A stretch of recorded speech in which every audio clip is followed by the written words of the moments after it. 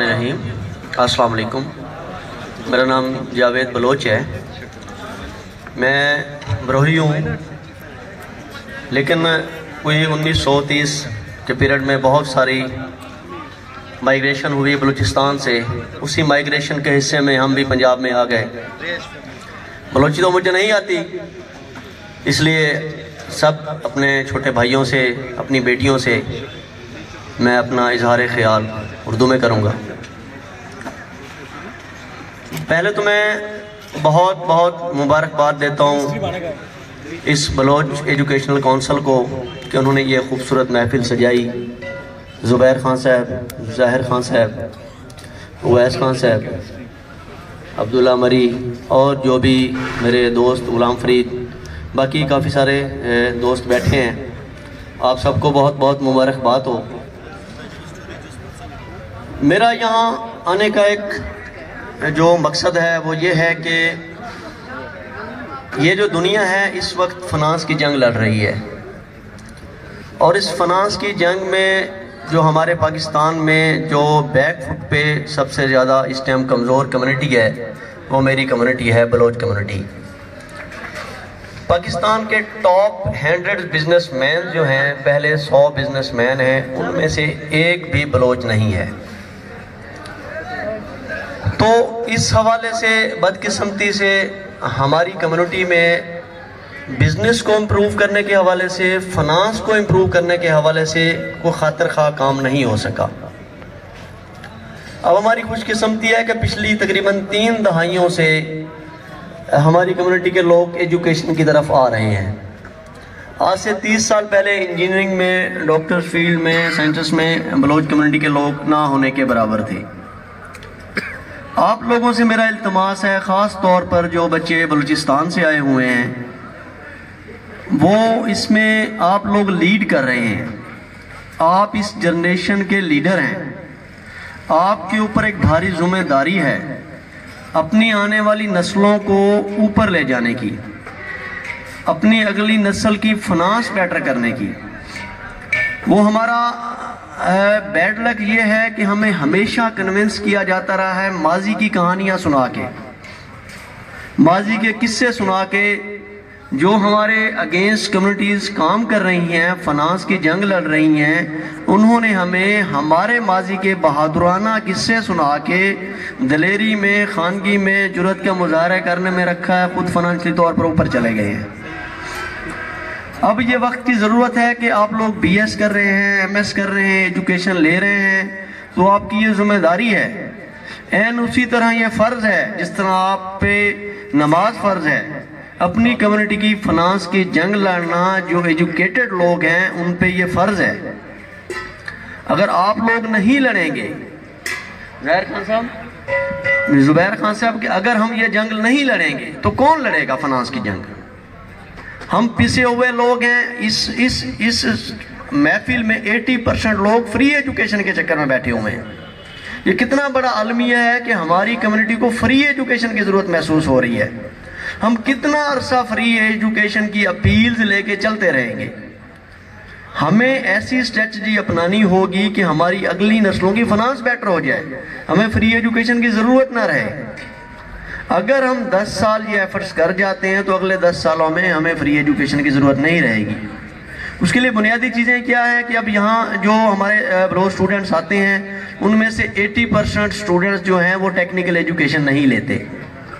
वो एग्रीकल इंजीनियरिंग में नहीं जा रहे, वो इंजीनियरिंग में नहीं जा रहे, वो मेडिकल में नहीं जा रहे, वो रिसर्च में नहीं जा रहे, प्रोफेशनल डिग्रीज की तरफ जा ही नहीं रहे। अभी तक हमारा ट्रेंड ही नहीं बन सका, ख़ास तौर पे बलूचिस्तान के स्टूडेंट्स का, और जितने हमारे DG खां को सुलेमान के ट्राइब हैं उन स्टूडेंट्स का। उस हवाले से हम ना कोई सोशल मीडिया पे कैंपेन कर रहे हैं, ना हमने कोई व्हाट्सएप ग्रुप्स बनाए हुए हैं, ना हमारा कोई पेज चल रहा है कि हमने अपने से पीछे आने वाले बच्चों को टेक्निकल एजुकेशन के हवाले से, फाइनेंशियल एजुकेशन के हवाले से अवेयर कैसे करना है। मैं रिक्वेस्ट करूंगा ज़ुबैर खान साहब से कि आपको अल्लाह ने जिम्मेदारी दी है, आप एक टीम बनाएं, एक सोशल मीडिया टीम बनाएं जो इसको एक्टिवेट करे। एक ग्रुप को फेसबुक पे चलाएं, इंस्टाग्राम पे चलाएं, व्हाट्सएप पे चलाएं। एजुकेशन जो है वो टेक्निकल होगी तो हमारी फाइनेंस बेटर होगी। अगर एजुकेशन टेक्निकल नहीं होगी, हम रिवायती डिग्रियां लेंगे, एमए एजुकेशन कर लिया, एमए इस्लामियात कर लिया, एमए मुताले पाकिस्तान कर लिया, तो उसमें हमारी फाइनेंस बेहतर नहीं हो सकती। वो तो हम जस्ट एक जॉब में रहेंगे ना, एक तनख्वाहदार तबका बन के रह जाएंगे। तनख्वाहदार तबका, अब सब लोगों को भी जॉब मिल जाए, सबके सबको, कि कैसे हमारी फाइनेंस बेटर होगी? 40,000 50,000 की सैलरी में आप अगली नस्ल को कैसे आगे लेके जा सकते हो? मेरा ये इल्तमास है आप तमाम से कि अपने अपने इलाकों में जाएं। सबके सब गरीब नहीं हैं, हमारी बलोच कम्युनिटी के लोग सब कमज़ोर नहीं हैं, सब ये नहीं कि तालीम अफोर्ड नहीं कर सकते। मेरी जुबैर खान साहब से बात हुई, उन्होंने कहा जी सब भाईजान अफोर्ड नहीं कर सकते तो वो इंजीनियरिंग में नहीं जाते, मेडिकल में नहीं जाते। मैंने कहा हम अवेयर करेंगे तो जाएंगे ना, सब तो ऐसे नहीं है कि जो अफोर्ड ना कर सकें। अगर उसमें से 20% लोग भी हमारी कन्विंसिंग पे टेक्निकल एजुकेशन में चले जाते हैं तो हमारी कम्युनिटी ऊपर चली जाएगी। हमें उनको बिजनेस की तरफ लेके जाना है, अपनी कम्युनिटी को, उनको एग्रीकल्चर एजुकेशन की तरफ लेके जाना है, बिजनेस एडमिनिस्ट्रेशन की एजुकेशन है उस तरफ लेके जाना है, इंजीनियरिंग की तरफ लेके जाना है, फिर ही हमारी कम्युनिटी आगे जा सकेगी। अदरवाइज हम जितने एफर्ट्स करते रहें, जितने कल्चर शो करते रहें, जितनी एक दूसरे को ज्वाइंट्स करते रहें, हमारी कम्युनिटी फाइनेंशियली तौर पर ऊपर नहीं जा सकती। मैं इल्तमास करता हूँ सबसे, सब दोस्तों से रिक्वेस्ट करता हूँ, मेरे छोटे भाई हैं, मेरे बेटों की तरह हैं। मैं यहाँ IUB का एम्प्लॉई हूँ, मेरे लिए कोई हुक्म है मैं हाजिर हूँ, मैं साथ देने को हर लेवल पे तैयार हूँ। लेकिन आप लोगों, आप यहाँ आज एक अहद करके जाए कि जस्ट एक आदमी को अपने इलाके में जाके, अपनी कम्युनिटी में जाके, जस्ट एक पर्सन को आप टेक्निकल एजुकेशन का कायल करेंगे। अगर आपकी कन्विंसिंग पे एक आदमी भी इंजीनियर बन जाता है, एक आदमी भी डॉक्टर बन जाता है, D pharmacy, B pharmacy, MLT, cyber forensics, मतलब जदीद डिग्री है ना इस दौर में।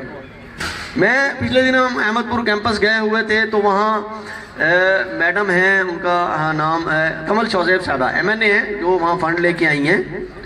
तो उन्होंने VC साहब से पहली बात ही की है कि सर जो कोर्सेज हमें दे रहे हैं, हमें टेक्निकल कोर्सेज चाहिए, हमें रिवायती डिग्री नहीं चाहिए कि हमारा पसमानदा इलाका है फिर MA इस्लामियात, MA Urdu, MA मुतालिया Pakistan और MA फिजिकल एजुकेशन वो लेके चलते रहे। नो नो नो, हमें जो स्टार्ट में प्रोग्राम दे रहे हैं, हमें एग्रीकल्चर की डिग्री दें, हमें इंजीनियरिंग की डिग्री दें, हमें नर्सिंग दें, हमें D फार्मेसी दें, ताकि हमारे इलाकों के लोग लीड कर सकें। हम असिस्ट करने की जुबैर खान साहब पोजीशन में नहीं है अब, जो इतना पिस चुके हैं हम बुनियादी तौर पर, माली तौर पर, फाइनेंशियली तौर पर, कि अगर हम सिर्फ जॉब पे डिपेंड्स करते हैं। मैं देखता रहता हूँ बलूचिस्तान की स्पीचेस आते हैं जी हमें जॉब्स में हिस्सा दिया जाए, हमें नौकरियों में हिस्सा दिया जाए ना, हमारे वसाइल हमें दिए जाएं। यार वसाइल तो देखें ना, हम अगर क्वालिफाइड होंगे तो हमें वसाइल मिलेंगे ना।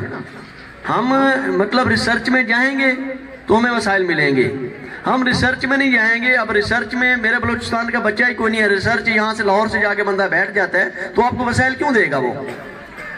इसलिए मेहरबानी करें, मैं ये सिर्फ इसी इल्तमास के लिए हाजिर हुआ था कि अपनी कम्युनिटी को ऊपर ले जाने के लिए किरदार अदा करें। हमें, आप कुछ कहना चाह रहे हैं बेटा? अच्छा, हमारी कम्युनिटी को ऊपर ले जाने के लिए हमें टेक्निकल एजुकेशन पे डिपेंड करना होगा।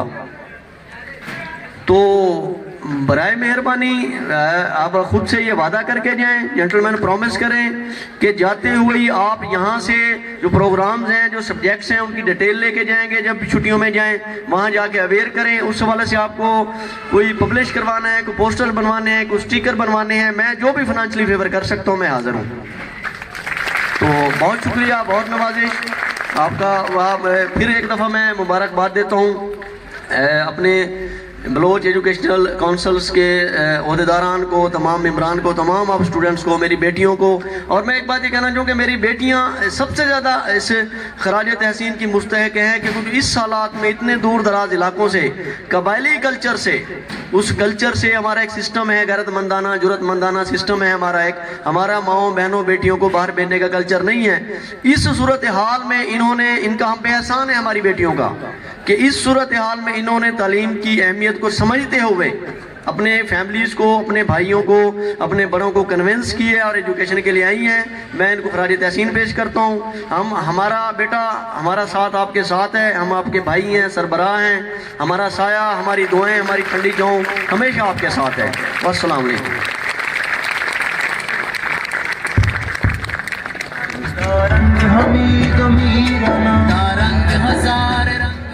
शुक्रिया जावेद बलोच, आपके वैल्यूएबल अल्फाज हम तक पहुँचे हैं और उम्मीद करते हैं कि बड़ा होने का आपने हक अदा किया और हम आपके अल्फाजों को मशल राह बनाकर चलेंगे।